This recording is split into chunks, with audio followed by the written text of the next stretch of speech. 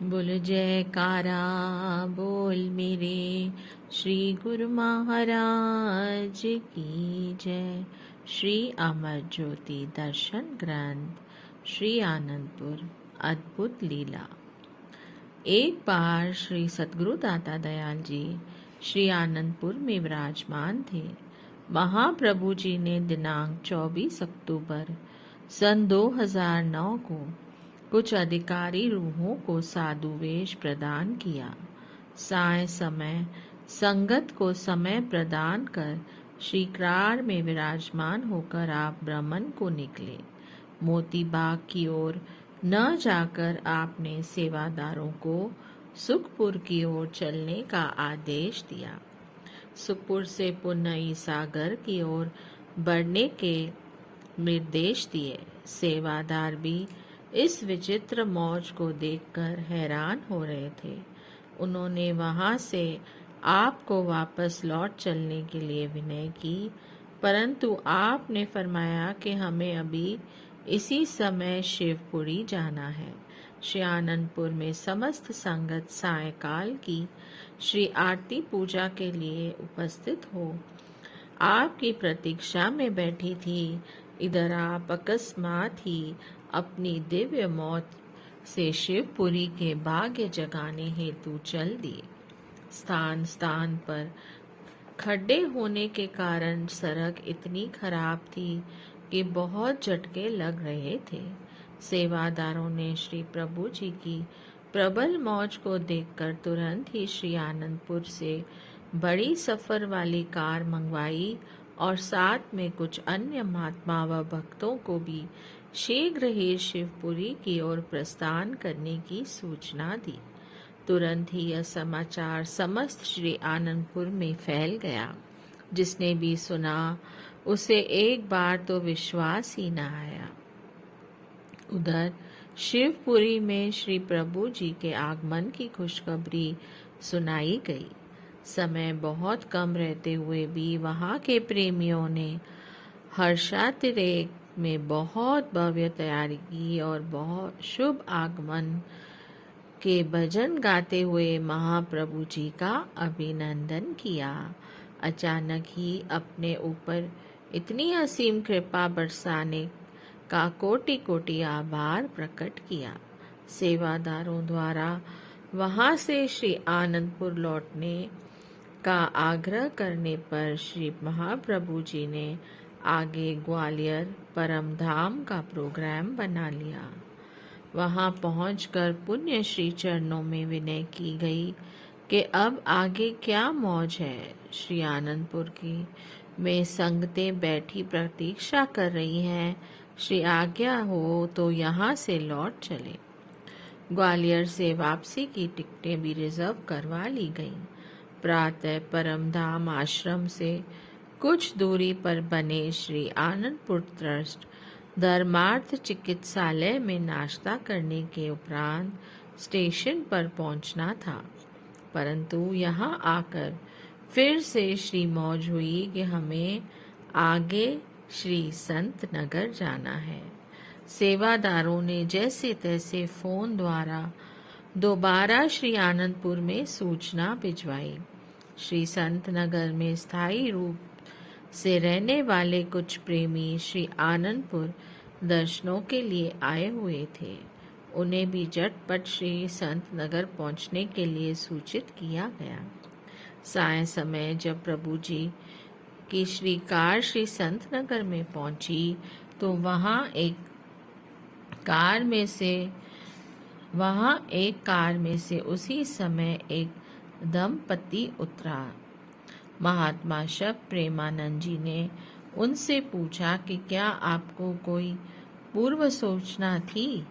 महाप्रभु जी का तो अचानक ही यहाँ का कार्यक्रम बना है, फिर आप यहाँ कैसे पहुँचे हो? उन्होंने कहा कि हमें तो इस बारे में कोई जानकारी नहीं। हम तो वृंदावन बिहारी जी के दर्शनों के लिए जा रहे थे। बिहारी जी ने हमें पहली बार स्वप्न में दर्शन दिए और कहा कि वृंदावन आकर क्या करोगे? हम तो इस समय राजस्थान में बाड़ी के समीप बने आश्रम श्री संत नगर में विराजमान हैं। वहां आकर श्री दर्शन का लाभ उठाओ, इसलिए हम इधर आ गए। सेवादारों को समझते देर न लगी कि क्यों श्री प्रभु जी को यह धरती अपनी ओर खींच रही थी। क्यों श्री प्रभु जी मार्ग में विश्राम किए बिना आगे ही आगे बढ़ते चले जा रहे थे। जैसे ही उस दंपति ने आपकी दिव्य मनोहरी छवि को निहारा, उसका रोम रोम पुलकायमान हो गया। जन्म जन्म की तृषा शांत हो गई। महाप्रभु जी ने फरमाने लगे, हमारा काम तो हो गया, अब श्री आनंदपुर चलते हैं। सेवकों की विनय पर आप वहां एक सप्ताह ठहरकर श्री आनंदपुर वापस आ गए। संतों की वाणियां हैं, वेद थके ब्रह्मा थके, थाके शेष महेश, गीता हूँ की गम नहीं, तै संत किया परवेश। महापुरुष की अपार महिमा का वर्णन करने में ब्रह्मा, शेष, महेश व सभी वेद असमर्थ हैं। वे संतों की महिमा का वर्णन करते हुए हार गए। उनके शब्द कोश में ऐसे शब्द ही नहीं जिनमें संतों की महिमा समा सके। यहाँ तक कि जो ज्ञान भगवान श्री कृष्णचंद्र जी ने श्रीमद् भगवत गीता में दिया है, संतों की वाणी प्रत्येक कार्य व वचनों से उससे भी गहन रहस्य छुपा हुआ है। प्रत्येक प्रेमी के हार्दिक प्रेम को पूर्ण करने के लिए महापुरुष अद्भुत लीला रचाते हैं, जिसे पढ़ सुनकर अन्य प्रेमी आश्चर्यचकित रह जाते हैं। राते माते प्रेम रस, भर भर दे दुहाय, मस्तान मालिक कर दिया, दादू रे ल्यों लाए। जिसने भी प्रभु चरणों में से सच्ची प्रीत लगा ली, वह प्रभु का प्यारा बन गया। वह सदा प्रेम अमृत का रसपान करते हुए दिव्य मस्ती को पाने लगा। परमात्मा भी अपना बिरद निभाते हुए उसे प्रेम से भरपूर कर देते हैं। यही है प्रभु प्रेमियों का अपने प्रभु के साथ एक अनोखा संयोग। दिल्ली निवासी एक भक्त्यानी किसी के घर सत्संग में गई। सत्संग की समाप्ति पर उनके कमरे में शोभायमान श्री सद्गुरुदेव जी महाराज जी की चरणदासी के दर्शन किए। जगमगाती दिव्य ज्योति उसके हृदय में समा गई। उस समय उसे ऐसा आभास हुआ कि मानो पूर्व पुण्य संस्कारों के अनुरूप उसे प्रेमा भक्ति की प्राप्ति हुई हो। सारी रात इसी ध्यान में लीन चिंतन करती रही। प्रेम के आवेग में वह कभी महाप्रभु जी के श्री चरणों में मत्था टेकती और कभी अपने हाथों में चरणदासी पहनाने के लिए विनय करती। अपने हाथों से चरणदासी पहनाने के लिए विनय करती। महाप्रभु जी ने उसे स्वप्न में दर्शन देकर फरमाया कि हमारे लिए चरणदासी बनवाकर श्री आनंदपुर ले आओ और अपनी हार्दिक भावना को पूर्ण करो। उसने प्रातः उठकर अपने भक्त जी को अपनी मनोभिलाषा बताई कि मैं भी अपने घर में चरणदासी को विराजमान करना चाहती हूँ। मुझे प्रातः समय स्वप्न में श्री दर्शन देकर महाप्रभु जी ने फरमाया है कि चरणदासी बनवाकर श्री आनंदपुर में आओ। यह सुनकर भक्त जी के हृदय में भी प्रभु प्रेम का प्रवाह तरंगित हो उठा। भक्त जी भक्त्यानी को साथ लिए उसी सत्संगी भक्त जी के घर में पहुँचे और श्री चरणदासी पर मस्तक निभाते हुए उसका नाप लिया। पुनः एक प्रभु भक्त ने से इसे बनवाकर शीघ्र ही दोनों श्री आनंदपुर में श्री दर्शन करने के लिए उपस्थित हुए।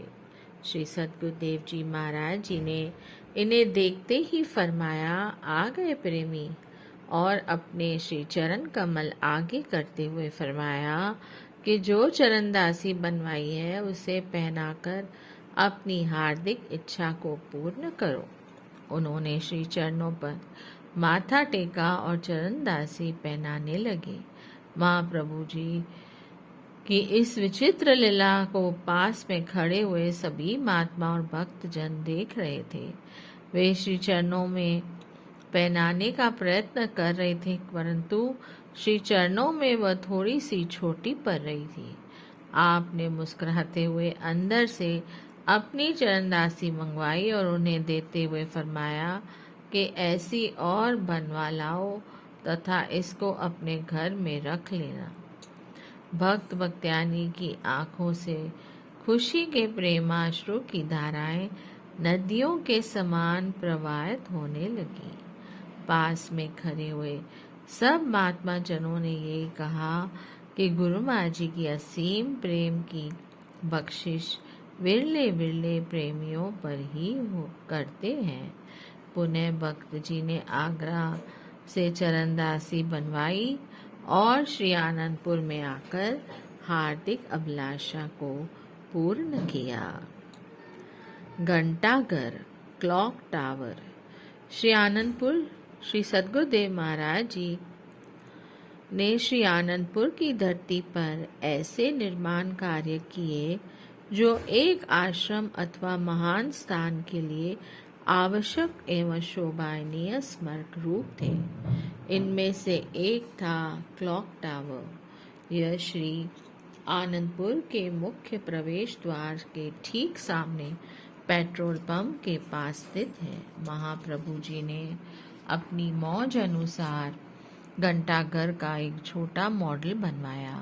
पुनः इसकी रूपरेखा तैयार करवाकर सन 1996 में निज कर कमलों से इसकी नींव रखी। महात्मा ज्ञान विचारानंद जी को इसका निर्माण कार्य पूर्ण करने की श्री आज्ञा फरमाई। लगभग 60 फुट ऊंची इस घंटाघर को बहुत ही खूबसूरती से बनवाया गया है। अंदर ही अंदर ऊपर पहुंचने के लिए सीढ़ी भी बनाई गई। इसमें 6 फुट बाय 6 फुट का क्लॉक लगाया गया। 7-8 मास में ही इसका निर्माण कार्य पूर्ण हो जाने पर आपने इसका भव्य मुहूर्त करते हुए पावन श्री वचनों में सबको